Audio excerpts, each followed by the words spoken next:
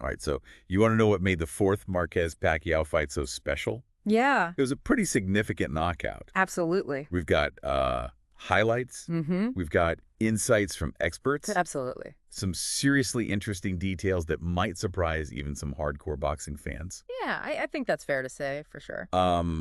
We're talking about two absolute legends. Oh, yeah. 4 fights deep Deep into a rivalry. in a rivalry for the ages. Through the ages. And this one, Well, this is it delivered a knockout nobody saw coming. Nobody saw it coming, and that's what's so fascinating about this fight, is that you had Pacquiao, known for his relentless whirlwind offense, facing Marquez, the master counterpuncher. Yeah. And their contrasting styles made this rivalry electric. Absolutely. Now, for those unfamiliar with the term counterpuncher, you know, it doesn't mean passively waiting around. Right. It's about... More nuanced than that. It's way more nuanced. It's about exploiting the aggression of your opponent. It's like a perfectly timed trap. Yeah.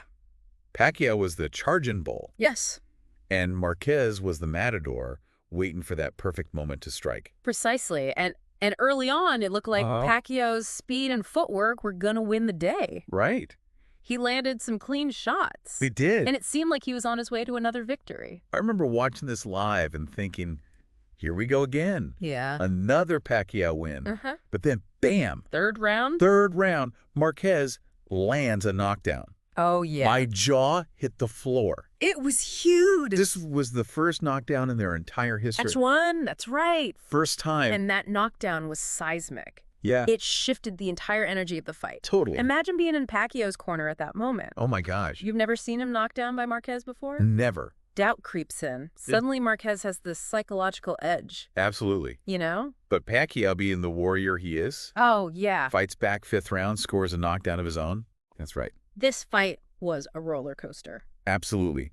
Both fighters showing incredible heart and grit, willing to take a punch to land one. Yeah. But what's important here is that Marquez never lost sight of his strategy. Yeah. He was taking calculated risks, absorbing punishment, but always looking for that opening. Right. And it came down to more than just strategy. You're talking about Marquez's physical transformation for this fight, right? Exactly. He came in heavier than usual, and you could see the difference in his power. Absolutely. He knew that to stop Pacquiao, he needed more than just speed and technique. He needed stop and power. Yeah. So he bulked up, and it showed. Yeah. He was able to withstand Pacquiao's flurries and still deliver those bone-jarring counterpunches.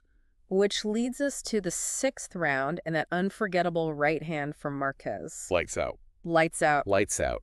Pacquiao was down, and the fight was over. It was over. A perfectly timed, Perfectly placed punch. Yeah. A culmination of everything Marquez had been building towards.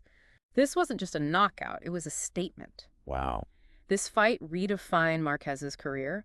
He was always incredibly skilled. Yeah. But this win proved he could outthink and outmaneuver a legend like Pacquiao. And it showed the world the power of a well-executed game plan. Yes. Marquez stuck to his strategy, adapted to his opponent, and ultimately achieved a victory that few saw coming. It makes you think, doesn't it? It does. This fight is often cited as a prime example of strategic adaptation leading to an underdog victory. Right. What other examples in boxing or even other sports can you think of where that same principle applies? Ooh. Something to ponder as we wrap up this deep dive. That's a great question.